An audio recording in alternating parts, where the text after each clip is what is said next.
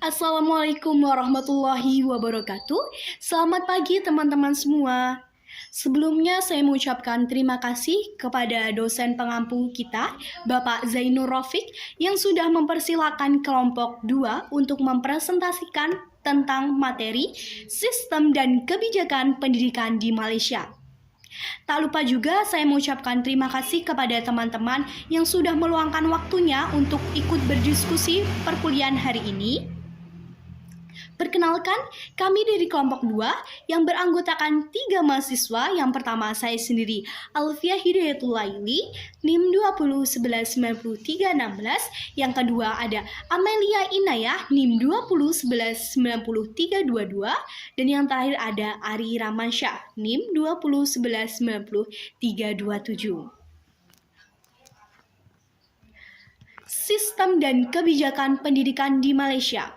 Di sini ada 3 pembahasan. Yang pertama yaitu tentang sistem pendidikan di Malaysia, yang kedua ada kebijakan pendidikan di Malaysia, dan yang terakhir ada pengembangan kurikulum di Malaysia. Baiklah, masuk pada materi yang pertama yaitu tentang sistem pendidikan di Malaysia. Sistem pendidikan di Malaysia diatur oleh Kementerian Pendidikan Malaysia atau biasa disingkat yaitu KPM.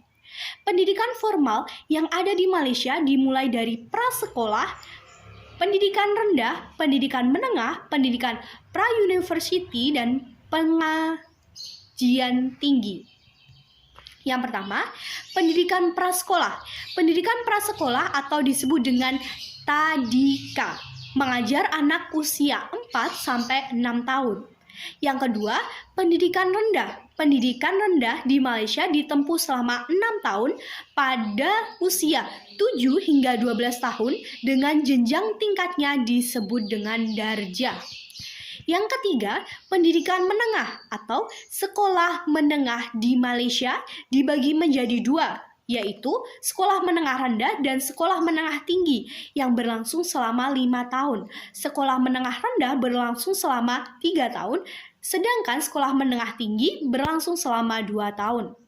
Yang keempat yaitu pendidikan pra-university atau jenjang pendidikan setelah SMA dan sebelum perguruan tinggi. Jenjang pendidikan ini disebut dengan pendidikan pra-university setingkat dengan kelas 3 SMA. Kelima, pengajian tinggi atau jenis-jenis pengajian tinggi di Malaysia meliputi university, politeknik, college, diploma, ijazah, ijazah kehormatan, dan kedokteran.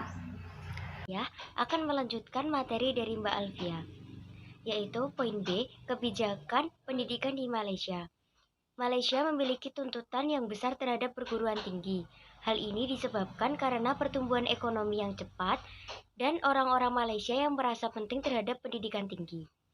Kepala pendidikan di tiap negara bagian bertanggung jawab atas pengadministrasian sekolah dasar dan menengah di tingkat wilayah, dan mereka bertanggung jawab kepada kepala kementerian yang tetap yaitu sekretaris. Pada tahun 1974, Malaysia membentuk jawatan kabinet yang bertugas mengkaji semua pelaksanaan pendidikan, dan pada dekade 1990-an, Malaysia mengadakan perubahan kebijakan pendidikan yang secara berarti diantaranya, yaitu poin pertama yaitu memperkenalkan pendidikan prasekolah dalam sekolah rendah. Yang kedua, mengurangi tahun sekolah rendah dari 6 menjadi 5 tahun bagi murid yang cerdas dan sebaliknya dari 6 ke 7 tahun bagi murid yang lambat. Yang ketiga, memberikan peluang pendidikan kepada semua pelajar dengan melanjutkan waktu belajar mereka dari 9 hingga 12 tahun yaitu sampai tingkat 5 di peringkat sekolah menengah. Yang keempat, mengutamakan pendidikan teknologi dengan tujuan melahirkan pelajar yang mahir dalam bidang seni, perusahaan, perdagangan, dan ekonomi. Tentang pengembangan kurikulum di Malaysia. Kurikulum Malaysia pada masa kini yang diasaskan oleh zaman sebelum merdeka dan selepas merdeka. Yang pertama adalah kurikulum sebelum merdeka. Sistem pendidikan yang terdapat di tanah Melayu semasa penjajahan Inggris adalah tidak bersifat nasionalis dan sekedar untuk membolehkan setiap anggota masyarakat untuk menjalankan fungsinya yang memang sudah tersedia dalam masyarakat. Sistem pendidikan ini tidak meninggalkan pemikiran yang keluar daripada kepompong pada masa tersebut.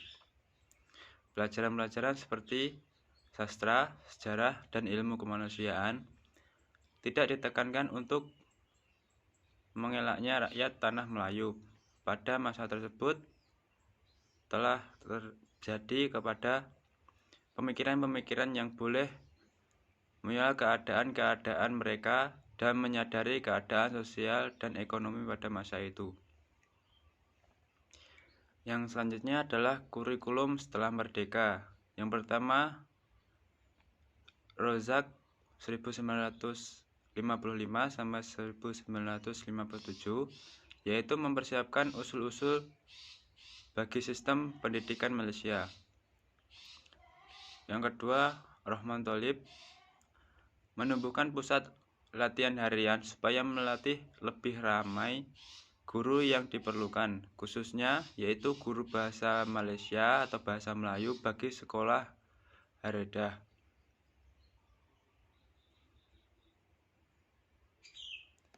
Dan yang selanjutnya adalah Aminuddin memperkenalkan pusat latihan perguruan daerah dalam setiap negeri, yang sains dan matematik, mengintegrasikan institusi latihan perguruan sekolah rendah dan sekolah menengah rendah dengan memberikan keutamaan kepada pengajar matematika dan sains paduan. Yang Reformasi 1982 sampai 1992 menstruktur semua sistem latihan perguruan termasuk perubahan kurikulum yang selaras dengan pelaksanaan program KPSR di sekolah rendah dan program KSSR di sekolah rendah. Mungkin itu yang bisa saya sampaikan. Dan kami mohon maaf dari kelompok 2 apabila ada kesalahan yang sebesar-besarnya. Wabillahi taufiq wal hidayah. Wassalamualaikum warahmatullahi wabarakatuh.